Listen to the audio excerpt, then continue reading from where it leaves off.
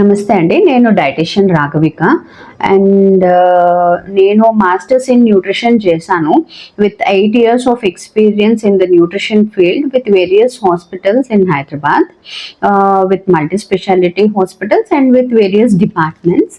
But ఇక్కడ experience అనేది రీహాబ్కి వచ్చేసరికి ద ట్రీట్మెంట్ కంప్లీట్లీ చేంజ్ అవుతుంది. ఒక patient services atmosphere completely change ఉంటుంది. బికాజ్ ఇది ఒక హాస్పిటల్ అట్మాస్ఫియర్ కాకుండా ఇది ఒక ఇంటి అట్మాస్ఫియర్ ని క్రియేట్ చేసి ట్రీట్ చేసే విధానంని రీహాబ్ అంటారు యూజువల్గా. ఈ రీహాబ్లో వచ్చే పేషెంట్స్కి డైట్ ఎలా హెల్ప్ చేస్తుంది అని చెప్పననే అవేర్నెస్ క్రియేట్ చేయటానికి నేను ట్రై చేస్తున్నాను. ఆ ప్రాసెస్లో మీకు నేను చెప్పదలుచుకుంది ఏంటి అంటే, యూజువల్గా ఒక పేషెంట్ ఫస్ట్ అడ్మిట్ అయ్యారు అని చెప్పానంటే వాళ్ళు అసెస్మెంట్ చేయడం జరుగుతుంది. అంటే ఆ పేషెంట్ ఎంత ఫిట్గా ఉన్నారో, ఎంత న్యూట్రిషనల్ లాస్ ఉంది ఇప్పటి వరకు, సో దాన్ని మనం ఎలా కరెక్ట్ చేయొచ్చు, అండ్ ఇంకా కొమార్బిడ్ కండిషన్స్ అంటే ఉన్న హెల్త్ ఇష్యూకి కాకుండా దాని పక్కన వచ్చే డయాబెటీస్, హైపర్ టెన్షన్, థైరాయిడ్ ఇలాంటి అదర్ ఫ్యాక్టర్స్ని కూడా మనం డెఫినెట్లీ కన్సిడర్ చేసుకోవాలి. ఓకే, సో చేసుకుంటూ ట్రీట్ చేస్తూ ఉండాలి. And daily monitoring of sugars కానీ ఇవి మనం చెక్ చేస్తూ ఉంటే అవుట్కమ్ అనేది బెటర్గా ఉంటుంది.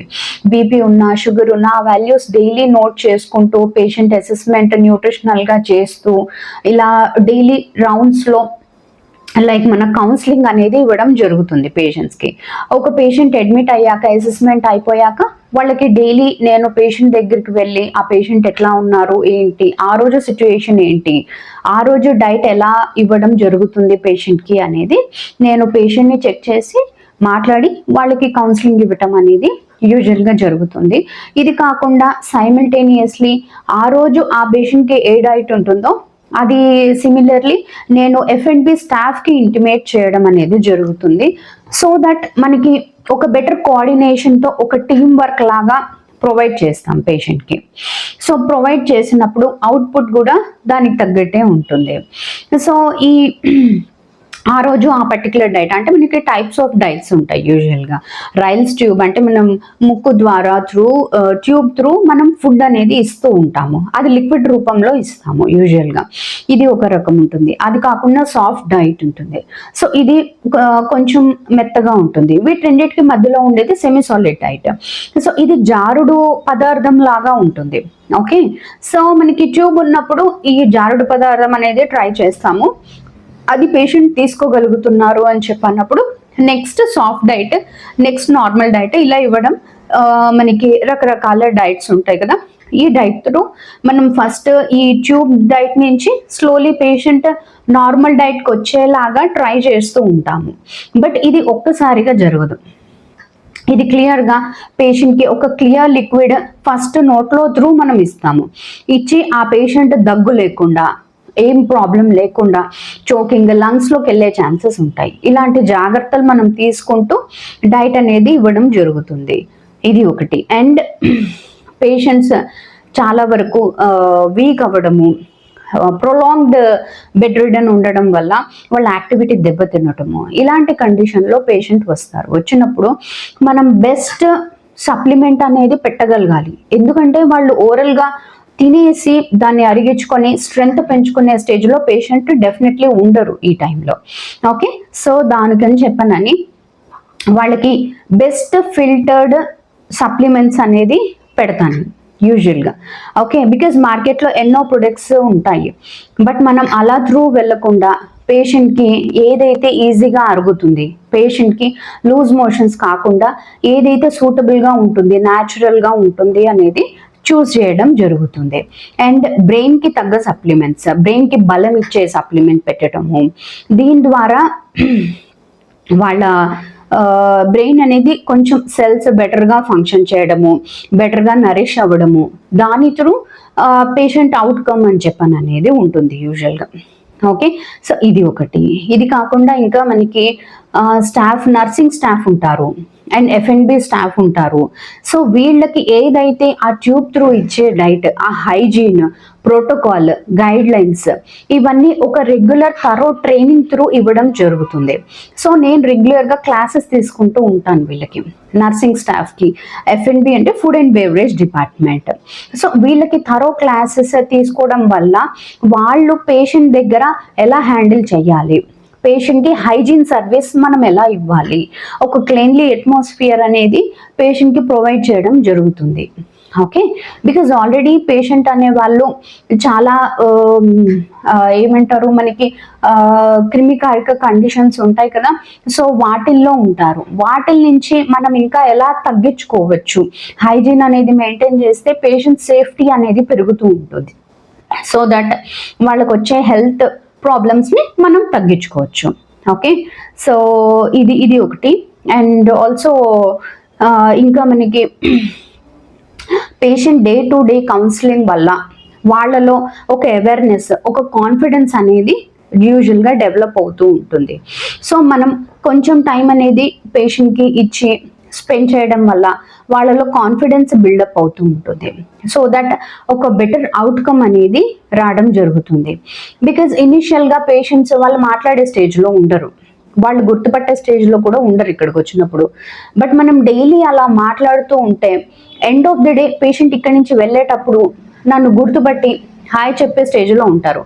That's what I feel good about the patient services. Okay, so ఆ ర్యాపో అనేది పేషెంట్కి నాకు ఎప్పుడూ ఉంటుంది యూజువల్గా. Okay, so this is one thing. And apart from this మనకి ఇంకా అదర్ సర్వీసెస్ అని చెప్పానని అంటే యూజువల్గా వీళ్ళు చాలా ప్రాబ్లమ్స్ ఫేస్ చేస్తారు. పేషెంట్ ఒక వచ్చిన స్టేజ్ నుంచి వాళ్ళకి ఒక బెటర్ అవుట్కమ్ వచ్చి వాళ్ళు స్టేబుల్ అవ్వాలి అంటే వాళ్ళు మధ్యలో చాలా గోత్రూ అవ్వాలి.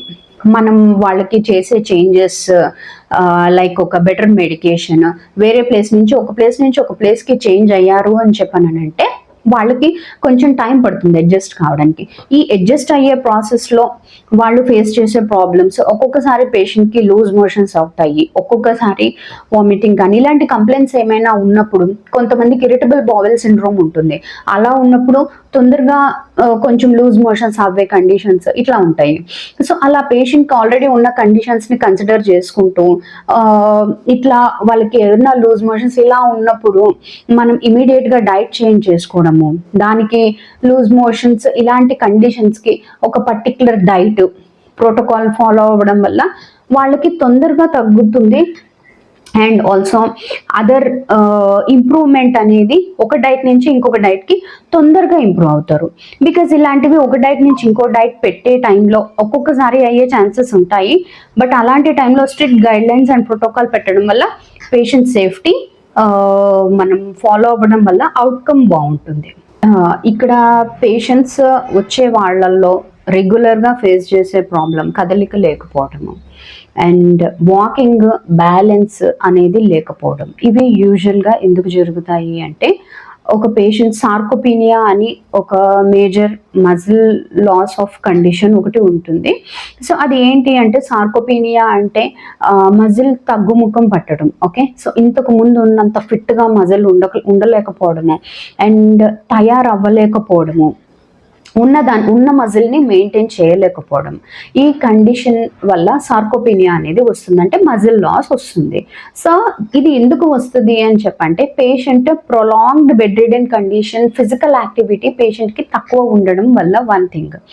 అండ్ ఇంకొకటి వీళ్ళలో ప్రోటీన్ సింథసిస్, ఆ ప్రోటీన్ తయారవడము అనేది దెబ్బతినడం వల్ల, సో అది దానివల్ల వస్తుంది. అండ్ ఇన్ఎడిక్వేట్ ఆఫ్ న్యూట్రిషన్, అంటే మీకు న్యూట్రిషన్ అనేది ఒక పేషెంట్కి తగినంత మనం ఇవ్వలేకపోవడం. ఓకే, సో ఈ కండిషన్స్ వల్ల మనం యూజువల్గా సార్కోపీనియా అనేది చూస్తాము. సో ఈ నడవలేకపోవడము, వాళ్ళలో ఒక స్ట్రెంగ్త్, గ్రిప్, ఫిట్నెస్ అనేది లేకపోవడం, దీనికి మనం యూజువల్గా కొంచెం టైం తీసుకొని కొంచెం కేర్ తీసుకొని best nutritional supplements and best diet with protein and అది కాకుండా బ్రెయిన్ రిలేటెడ్ న్యూట్రియంట్స్ ఉంటాయి. సో అవి యాడ్ చేస్తూ త్రూ డైట్ ఈ పేషెంట్స్ అంత గట్టిగా గబగబా తినేసి అంత ఫాస్ట్గా అరిగించుకొని అది బాడీకి మెటబలిజం అంటారు ఈ ప్రాసెస్ని. సో ఈ మెటబలిజం అనేది అంత ఫాస్ట్గా వాళ్ళలో ఉండదు కాబట్టి ఇవన్నీ అవుతాయి. సో మనం ఫస్ట్ మెటబలిజంని ఇంప్రూవ్ చేస్తూ అండ్ ఈజీ అరుగుదల ఉండే ప్రొడక్ట్స్ని మనం పెట్టుకుంటూ ఉంటే డెఫినెట్లీ ఇందులో చేంజ్ వస్తుంది. ఇది మనకి ఎలా తెలుస్తుంది? సార్కోపీనియా, ఒక పేషెంట్ సార్కోపీనియాతో సఫర్ అవుతున్నారు అనేది మనకి ఒకటి చూస్తే అర్థమవుతుంది. నెక్స్ట్ మనకి మెషినరీ ఉంటుంది, చెక్ చేసుకోవచ్చు. We have the best equipments. ఇక్కడ మేము చెక్ చేస్తాం యూజువల్గా. సో నేను పర్సనల్గా పేషెంట్ దగ్గర ఒక ఎక్విప్మెంట్ తోటి పేషెంట్కి ఎంతవరకు మజిల్ లాస్ ఉంటుంది, ఆ మజిల్ లాస్ మనం ఎంతవరకు రికవర్ చేసుకోవచ్చు, సో దట్ పేషెంట్ అవుట్కమ్ ఈ కదలిక అనేది ఎలా ఇంప్రూవ్ చేయొచ్చు అని చెప్పని అనేది ఇక్కడ యూజువల్గా కండక్ట్ చేస్తూ ఉంటాను నేను. అండ్ సిమిలర్లీ దాన్ని బట్టి ది బెస్ట్ డైట్ వాళ్ళకి ఇవ్వడం అనేది జరుగుతుంది. దీనివల్ల పేషెంట్ ఈ సార్కోపీనియా నుంచి బయటకు వచ్చి other exercises and other medical treatment ఇవన్నీ కలిసి సపోర్ట్ ఇవ్వడం వల్ల పేషెంట్ అవుట్కమ్ అనేది బెటర్ వచ్చి వాళ్ళలో యాక్టివిటీ అనేది ఇంప్రూవ్ అవుతుంది. ఎవరైతే బెడ్ రిడెన్ పేషెంట్స్ ఉంటారో సో వాళ్ళని మళ్ళీ కదిలిచ్చి నడిపించి స్టేజ్కి మనం తీసుకువెళ్ళటం జరుగుతుంది. Raghava madam, so patient condition బట్టి సో ఏ టైంకి ఎలా తినాలి, సో ఏం తీసుకోవాలి, సో నైట్ పడుకునేటప్పుడు ఏం తినాలి ఏంటి అనేది సో అన్నీ ప్లాన్గా చేసి మాకు చెప్పారు. సో ఆ విధంగా మేము తినిపించాము. సో ఇప్పుడు అనేది చాలా ఎనర్జీగా ఉన్నాడు. ఫుడ్ డిపార్ట్మెంట్ చాలా బాగుంది. ఫుడ్ కరెక్ట్గా ఇచ్చారు, న్యూట్రిషియస్ ఫుడ్ ఇచ్చారు. మాకు డైటింగ్ మేడం వచ్చి ఈ పౌడర్ తీసుకోవాలి, ఇది తీసుకుంటే ఇలా జరుగుతుంది, ఇలా ఉంటాడమ్మ రమేష్ గారు అని చెప్పారు.